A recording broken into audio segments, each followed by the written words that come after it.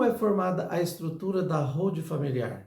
Eu sou Luiz Vitoriano, sou membro do time Holding Brasil, o time dos maiores especialistas em sistema de proteção patrimonial da família e sucessório.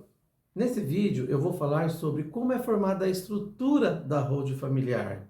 Esse é um tema de grande relevância, até porque no Brasil, ainda nós brasileiros não temos a cultura de fazer um sistema de proteção patrimonial, assim como é feito na Europa, os americanos e diversas partes do mundo. Esse sistema chegou no Brasil com mais de 100 anos em atraso. Esse sistema de holding familiar iniciou no mundo há mais de 300 anos. E aqui no Brasil, são poucas décadas em que os brasileiros começaram a utilizar esse sistema de forma a proteger o seu patrimônio. O Estado brasileiro possui uma política de incentivo com imunidade aos impostos para quem integraliza o seu patrimônio da pessoa física numa pessoa jurídica, tirando todos os seus bens, os seus imóveis do seu CPF e passando para um CNPJ. Essa imunidade está no artigo 156 da Constituição Federal, parágrafo 2º, onde diz que os bens integralizados numa pessoa jurídica como cotas de capital, ele é imune da cobrança do ITBI, que é um imposto de competência dos municípios. O Estado, ele não quer que você deixe os seus bens na pessoa física, ele incentiva as pessoas que têm patrimônio a colocar na pessoa jurídica, uma vez que na pessoa jurídica isso gera riqueza para o Estado brasileiro. Sem contar que, mantendo seu patrimônio de pessoa física, no dia em que você vier a faltar, seus filhos, seus herdeiros terão que passar pelo inventário. E no inventário existe o imposto de transmissão, causa-mortes e doação. Eu já falei em alguns outros vídeos sobre a dor do inventário, que além dele ser caro, moroso, ele pode ser litigioso, caso exista algumas divergências, algum desentendimento entre os herdeiros, podendo levar isso ao judiciário e fazendo com que todo o seu patrimônio, que você demorou uma vida toda para construir, que poderia estar ficando na mão dos seus filhos, fique na mão de terceiros, na mão de cartório, advogados e do Estado. O ITCMD, em muitos lugares, é chamado o imposto da morte. Por quê? No Brasil, ainda essa alíquota é de apenas 8%. Essa alíquota ela é aprovada por resolução do Senado Federal e a última resolução aprovada foi em 1992. Já existe projeto para que essa alíquota seja aumentada até 20%. Alguns países, como na França, chega até 60%. Outros países, Estados Unidos, é de 40%. O nosso vizinho aqui, o Chile, é de 25%. Essas alíquotas altas, não é que o governo quer que você pague um valor alto do seu patrimônio na hora do inventário. Ele quer desestimular para que as pessoas continuem com seus bens na pessoa física e passe para a pessoa jurídica. Então agora nós vamos falar como é essa estrutura da holding familiar. Essa estrutura começa a ser montada com a institucionalização do seu patrimônio. É feita uma abertura de um CNPJ, uma empresa em que ela é aberta e todo o seu patrimônio da pessoa física é integralizado dentro dessa pessoa jurídica. Essa pessoa jurídica nós chamamos de célula-cofre, onde ficará guardado todos os seus bens, funcionando como um cofre, protegendo de qualquer revés que futuramente pode vir a acontecer, seja as causas na justiça trabalhista. E é nesse momento dessa integralização da pessoa física para a pessoa jurídica em que você tem a imunidade do ITBI. Não se cobra o ITBI devido àquela política de Estado que eu falei lá atrás, em que o governo ele estimula as pessoas a passarem o seu patrimônio para a pessoa jurídica. Após feito isso, é feita uma alteração, fazendo com que todo o seu patrimônio seja transferido aos seus herdeiros. Isso nós chamamos de planejamento sucessório.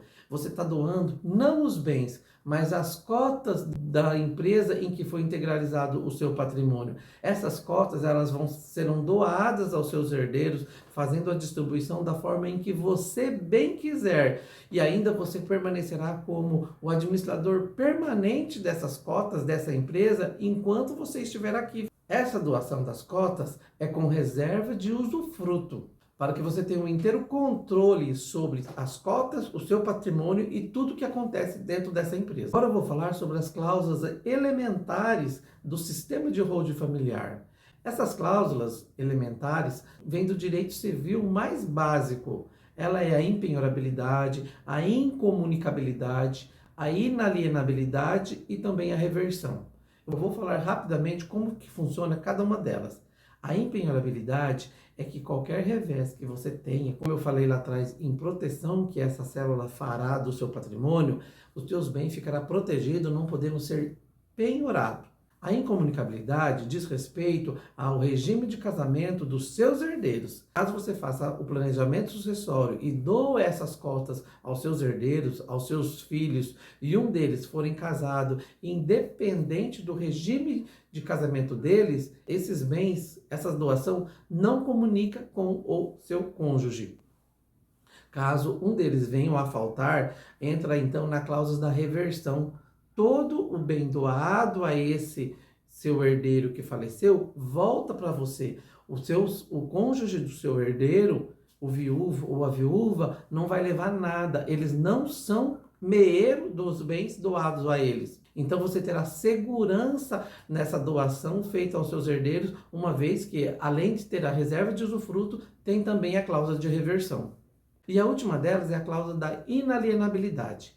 A inalienabilidade é para que os bens doados aos seus herdeiros também não podem ser inalienáveis, não podem ser vendidos. A baixa dessa inalienabilidade só será feita quando você não estiver mais aqui. O dia em que você chegar a faltar, os seus herdeiros farão uma alteração contratual registrada na junta com um atestado de óbito e aí será feito a baixa dessa inalienabilidade. Então eles terão todo o direito de fazer o que quiser com o patrimônio. Automaticamente eles passam a ser dono dos bens doados a eles. Todas essas cláusulas que eu acabei de falar, ela vai proteger os seus bens, o seu patrimônio, e elas ficarão sem risco de algum infortúnio em que a vida possa trazer. Vamos dar um exemplo de Eike Batista. Os seus bens foram bloqueados, porém a maior parte deles já estavam protegidos. Ele mesmo falou em entrevista que a sua família já fazia um sistema de proteção patrimonial. Todos os grandes milionários fazem isso, os bilionários, mas agora chegou a vez da classe média ter acesso a esse serviço. Dará proteção, segurança e tranquilidade na hora que os seus herdeiros farão a partilha do seu patrimônio. Existem também as cláusulas especiais nessa estrutura. Uma delas é a call option. Essa cláusula, que pode ser gravada também no ato constitutivo dessa empresa onde estão os bens, diz respeito ao momento em que você resolver trazer de volta para si aqueles bens em que você fez a doação, você possa fazer. Isso não acontece na pessoa física. Se você faz uma doação, mesmo que seja com reserva de usufruto, você precisa judicializar. Somente o judiciário pode fazer com que você tome para si novamente esses bens doados. Dentro do sistema de proteção patrimonial, a holding familiar, você pode fazer isso a qualquer momento, uma vez que essa cláusula estará gravada no seu ato constitutivo e somente você possa estar chamando, call option, chamando para si novamente as cotas em que foram doadas. Tem também a cláusula dos direitos políticos, é o direito a voto. Essa cláusula é onde você terá o direito a voto dentro dessa empresa, mesmo não sendo mais sócio, pois uma vez doado, os sócios serão os seus herdeiros, mas você permanece com os direitos políticos, até porque você será o administrador permanente. E como eu acabei de falar, a cláusula da administração permanente. Enquanto você estiver aqui, você será o administrador, tendo total controle dessas cotas e desses bens. podendo vender, alienar, dar em garantia, fazer o que bem você entender, assim como você faria se estivesse todos eles na pessoa física no seu nome. Isso você terá o teu patrimônio protegido e a sua sucessão garantida. Além disso, nessa estrutura da holding familiar, existe também o acordo de sócios. É um documento feito à parte, em que todos os sócios, ou seja, os herdeiros dessas cotas doadas, já assinarão, deixando você decidir qual bem ficará com qual herdeiro, sem que tenha qualquer tipo de discussão o dia em que você não estiver mais aqui. Assim, na pós-morte do doador, todos os bens já estarão resolvidos e eles, os herdeiros, se tornam proprietários automaticamente do seu patrimônio. Também, dentro dessa estrutura, pode ser gravada uma cláusula em que os herdeiros só terão acesso a todo o patrimônio quando os dois, o patriarca e a matriarca, vierem a faltar. Na pessoa física, quando um dos dois vem a faltar, é necessário fazer o inventário após 60 dias da morte e dividir aos seus herdeiros. Então, metade do seu patrimônio passa aos filhos, onde muitas das vezes os filhos acabam com a sua herança e você só ficará com 50%, aquilo que lhe é direito, porque os filhos são os herdeiros necessários e deve ser dividido a eles. No caso da holding, isso não acontece. Somente quando os dois vierem a faltar, aí sim os filhos terão o total controle dessa herança.